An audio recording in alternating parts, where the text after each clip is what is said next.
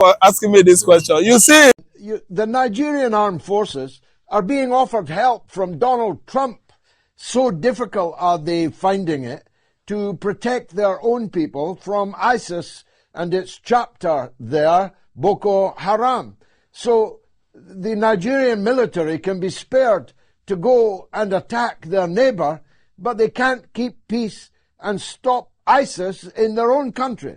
What kind of president is that? Well, it's a good question. I mean, Tinubu has very long-standing ties in the United States. Max Blumenthal and David Hundeyin, who's the latter is a Nigerian journalist, very famous, did a brilliant piece on Tinubu in the Gray Zone. Everyone should read it, about Tinubu's ties to cocaine trafficking networks in Chicago in his earlier years.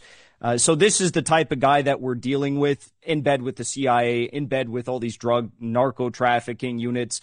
But of course, the West backs up the real narco terrorists like Tinubu, who, as you point out, are ignoring, I would say, the assault on their sovereignty by Western-backed terrorists like Boko Haram.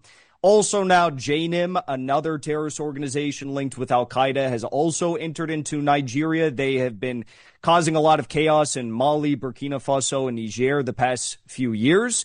And what is the goal here? Well, the goal is to try and take as many of the resource-rich regions in these countries, in particular in Nigeria, and the U.S. will cry foul. They'll say that Christians are being genocided, even though Christians and Muslims are being killed in both very high rates. Actually, far more Muslims are being killed than Christians in Nigeria.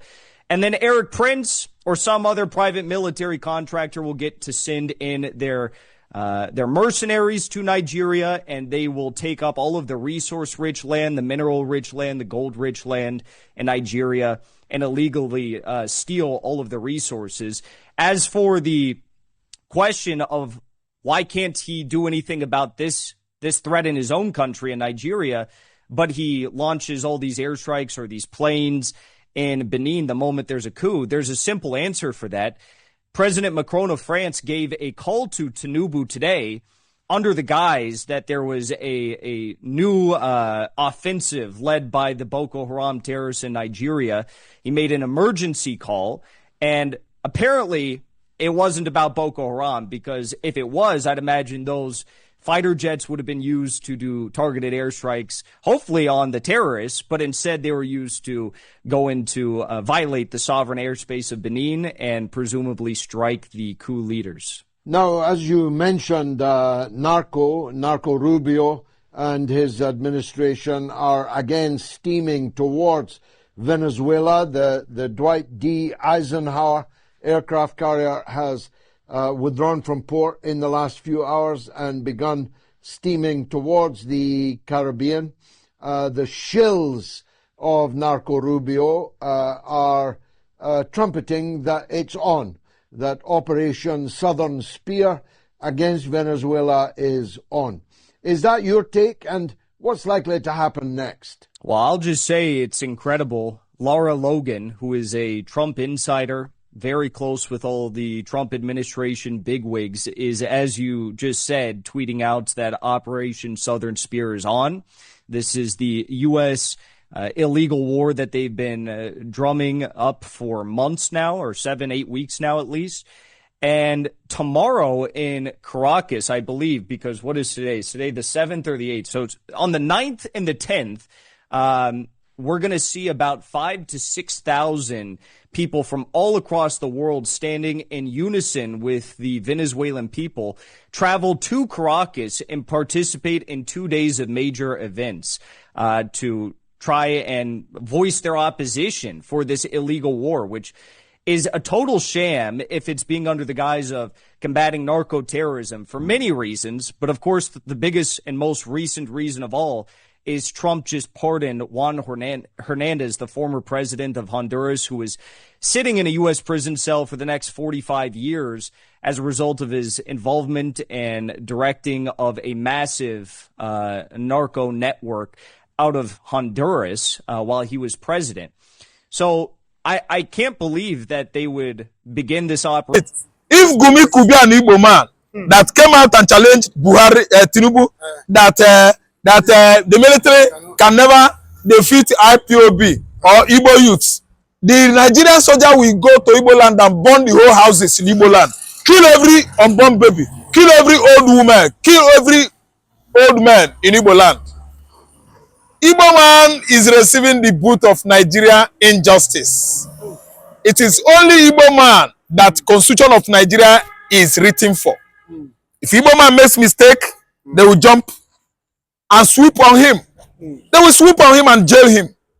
See, Aja Aliyah, listen, is an Idoma. That's why Americans could not visit Idoma community.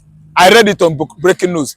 Aliyah, as governor of Benue State, a reverend father, has turned his back on Christian genocide, denying it. That's why American Congress visitors for Christian genocide actually visited TV, Junkons. Are you listening to me? Other tribes in Benue were visited. They turned their back on Idoma because Idoma na Mumu, Ewukua. Idoma man na Mumu. You don't see the governor? Aliyah na Mugu. Aliyah joined the APC now. Aliyah turned his back. A reverend father on Christian genocide, denying it. God that lives in heaven. Baba God will have many things to judge that day. Many clergies that are claiming to be men of God, they have actually failed Christians. They denied Christian genocide that was going on alarming rates across Nigerian states. Because what? They have politicized the church. The church is mixed up right now with politics. That's why Governor Aliyah, Reverend Father Aliyah, could not own it up that Benue indigenous Christians in Benue were being pied, killed, disallowed and demised on daily basis in Benue State. Aliyah, the Reverend Father, said no. Primate Ayodele said no. Sometimes he go say yes. Sometimes he go say, Trump is coming to rip us of our natural resources. Mumu, does Nigeria have natural resources more than America? America, for information, has vast mineral resources. More than African continent. Ordinary Texas and California, God knows what he deposited in these two states of United States of America. Yet somebody like Kuka of all people, Matu Hassan Kuka of all people is denying genocide, Christian genocide in Nigeria. When Kuka has said that nothing like that, I know actually that the center could no longer hold in the Nigerian Christendom. In the Nigerian Christendom, there is now geographical location and demarcation as preached against in the past by Tunde Bakare. When he say in the Christian community, there's no geographical location or demarcation. We are all one. Nalayo, Tunde Bakare Nalayo talk. Today you not come out and own it up that Christians are dying on daily basis. That Muslims, terrorists, are Islamizing Nigeria, thereby destroying Christians. I don't understand. So what I'm trying to say now is that Tunde Bakare, Oga, you have not lived up to expectation. I'm not even blaming you. You are from a Muslim family. Once a snake will always have a long neck. Hassan Kuka that fought Babangida, fought Abacha, fought Buhari, fought Obasanjo. Everybody, Hassan Kuka, a man of God that we actually, respected in the past, has failed us. Why? Tinubu gave him vice chancellor, a certain university, newly opened in southern Kaduna. Hassan Kuka closed his mouth with padlock. Ego Owokudi could change anything in Nigerian Christendom.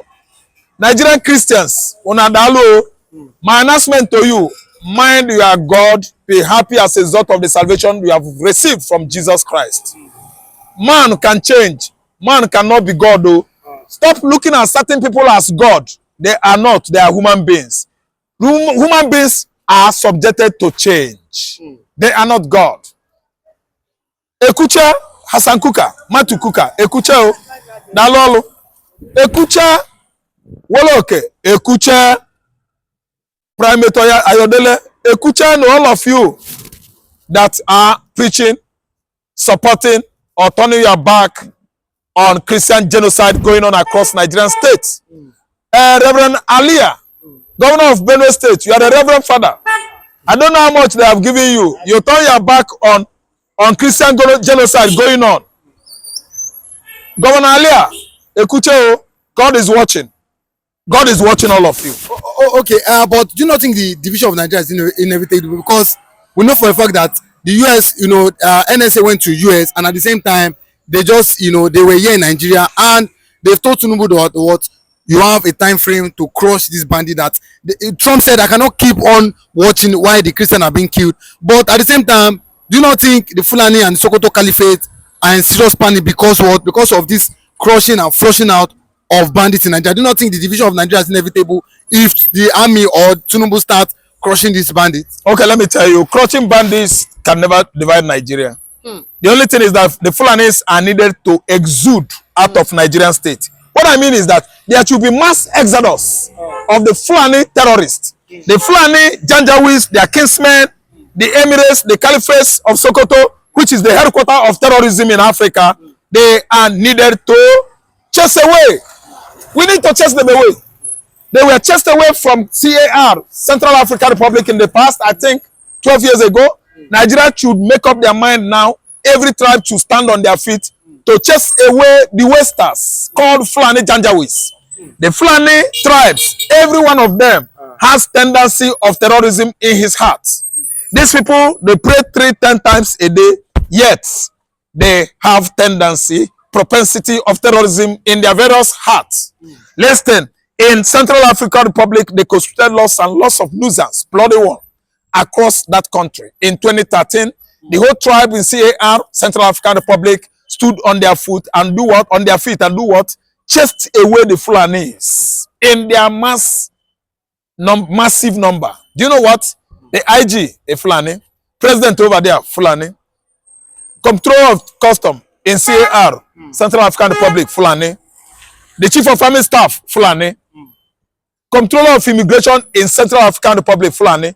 They occupied the entire Central African Republic military forces, and these people stood up and chased them away. They have little population there, as they have in Nigeria here. Hausa man has endured lots and lots of bitterness, lots and lots of oppression from their Fulani counterpart, Fulani visitors, guests. Hausa should stand on their feet. Igbos and many other meaningful tribes, mid-belt, should stand up and chase the Fulani out of Nigeria. That is the only thing that will bring peace in this country. And the Sokoto Caliphate should be destabilized. They must make sure that they vandalize, dilapidate Sokoto Caliphate. It is the headquarters of terrorism in Africa. Listen, this is the only solution if they want Nigeria unity to stay. Failure to do that, Nigeria division is inevitable. I profess it if it is a crime. Nigeria division is inevitable. If Fulani is allowed to stay in Nigeria, Nigeria division is inevitable. If it is a crime to make this statement, I profess it as a crime. The only solution is that every tribe in Nigeria should stand on their feet, chase away Fulani bandits, chase away all the emirs in the various localities in the north. They have killed and killed and killed enough Nigerians, and enough of this bloody nonsense. That is the only way if they want Nigeria unity to stay.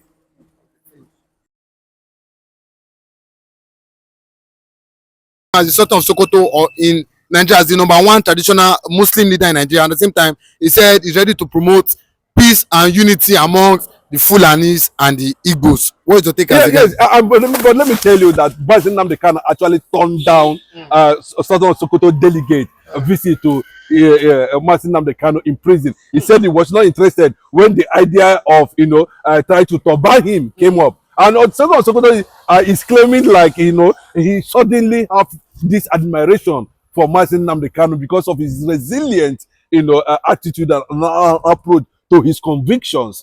That's what the Southern of Sokoto is trying to tell the whole world when Alex Otti actually had a meeting, a brief courtesy visit with him. He made it very clearly, and it is there in the media for everybody to digest and feast on it. So the question is that why did the Sultan of Sokoto suddenly develop a certain level of admiration on Mazi Nnamdi Kanu? Not only him, we saw Aisha Buhari, we saw Remi Tinubu secretly admiring Mazi Nnamdi Kanu. A lot of people, look at his presence in Sokoto prison there. It has ignited, an understanding of a man who represents the entire black race. People see him differently. Mazi Nnamdi Kanu, no matter how you look at it now, has become an icon. And how this thing happened? No, even in prison, nobody can be able to say, this is how Mazi Nnamdi Kanu was able to navigate all the storm to the admiration of his enemy. Even his enemies, are beginning to acknowledge him. I think to an extent, it is a kind of embarrassment now on the motor show.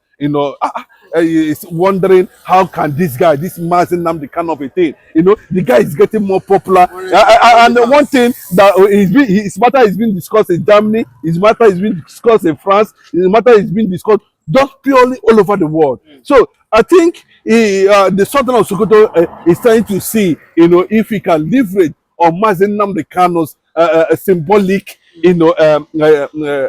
character to see how he's going to bring about regional peace and stop regional hatred, tribalism, and all that. But I learned also that such message was actually passed to Mazi Nnamdi Kanu, in prison, that he wouldn't like to. The man is saying he's going to send delegates to him. Maybe they will have a private discussion where several billions of dollars and other things can be put on the table to see how he can even suspend that, because they have been laundering, they've been using different types of people, so they actually confirmed that money and all that, that Mazi Nnamdi Kanu had rejected all. This is not just something you think will just come on this platform and stand and say you can go and verify. There are reasons why that kind of judgment took place illegally, because Mazi Nnamdi Kanu seems not to be compromising with anything that has to do with Biafra. Remember, he said it very clearly,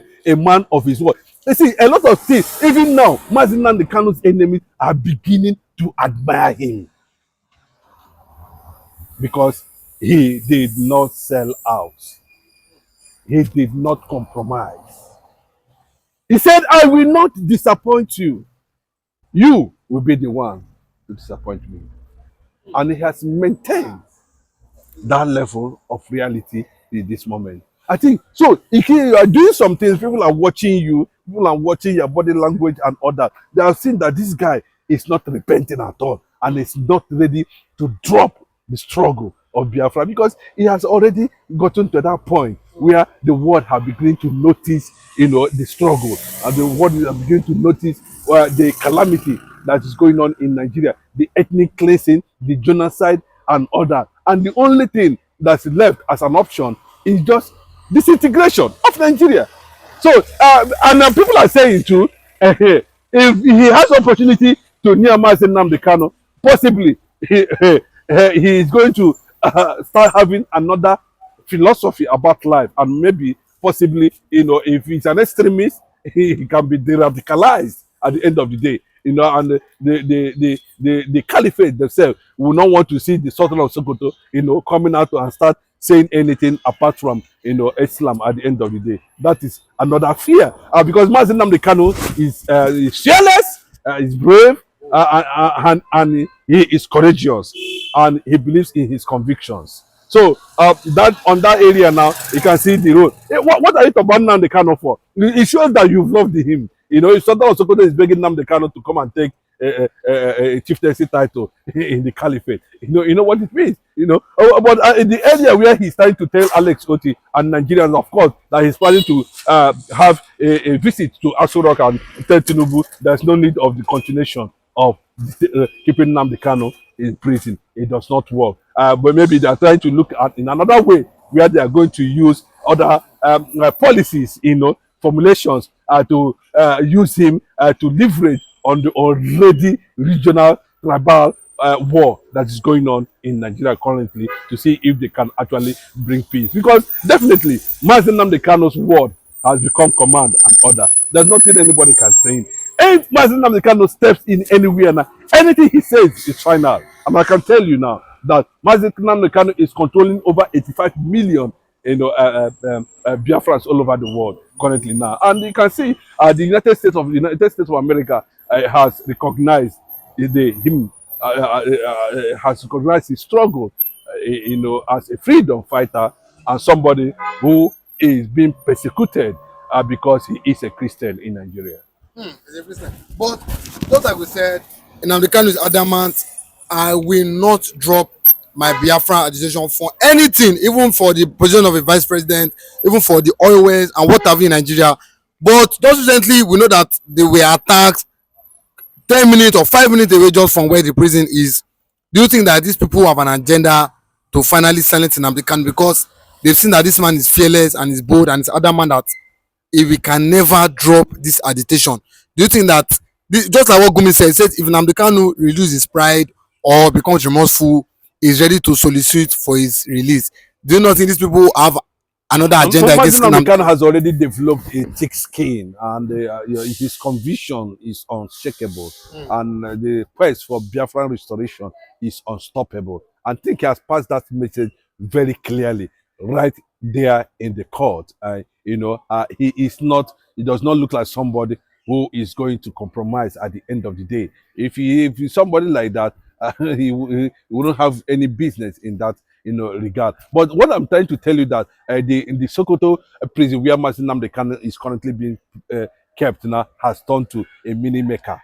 Mazi Nnamdi Kanu receives over 1,000 visitors, in that place, and I can tell you that Sokoto Christian youth community, has taken it upon himself to make sure that everything within that space, within that environment, within that artist is being kept safe.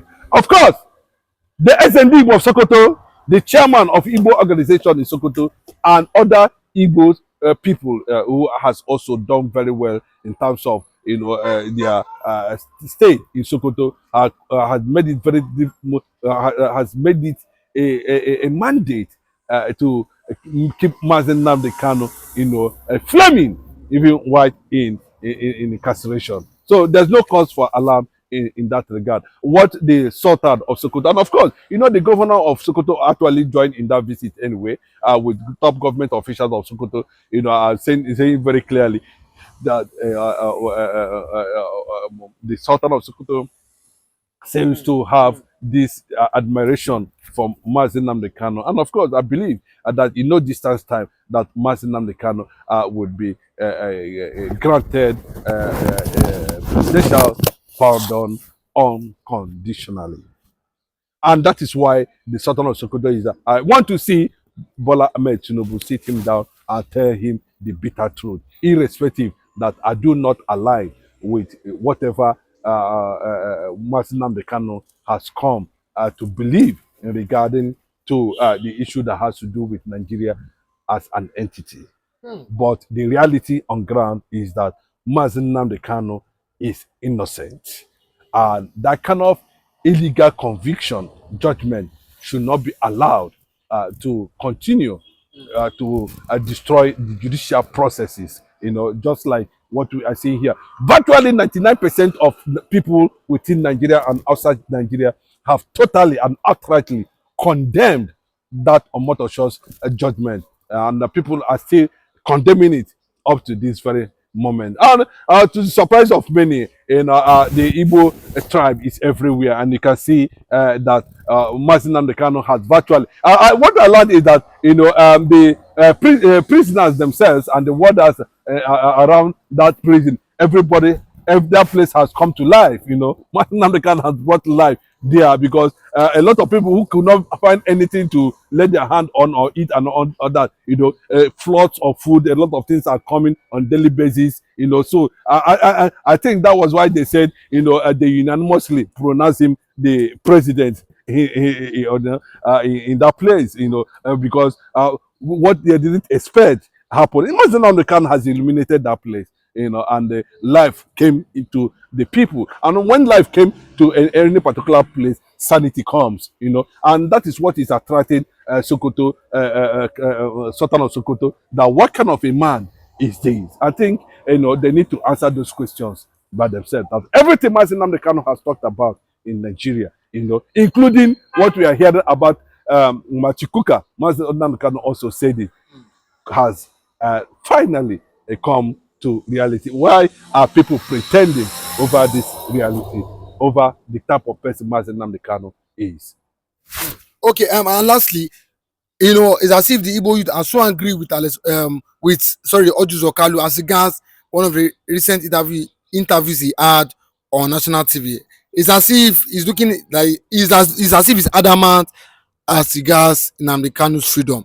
But do you have anything to say as regards what Ojuzo Kalu has been saying as regards Nnamdi Kanu's freedom? But when they start beating him up now, start tracing him all his money, he start crying. When he start crying, you saw him crying like live on the Senate. When the same people he's supporting now and selling his brother for money denied him of a Senate seat. He saw how he cried. He started talking about Igbo marginalization and all that. So it was only Mazi Nnamdi Kanu that also consoled him and stood him. When Buhari picked him up for looted funds in Abia State at that time, he saw he was kneeling down, crying. He knelt down. Now they don't know what Bola Ahmed Tinubu is doing. Bola Ahmed Tinubu is manipulating Ojuzo Kalu to an extent. The only thing he can use to compensate him for betraying Igbo people is to name Neya, her daughter, as a career ambassador or non-career ambassador, whatever it is now. So that is what Bola Ahmed Tinubu have used to compensate Ojuzo Kalu. I have not seen anybody. 99% of the Igbo nation, Igbo tribe, both South and Southeast, have come out and condemned that statement credited to Ojuzo Kalu over that Mazi Nnamdi Kanu disallowed over 30,000 Igbos. Unfortunately, I didn't. This is the kind of thing, and these are the type of people we see.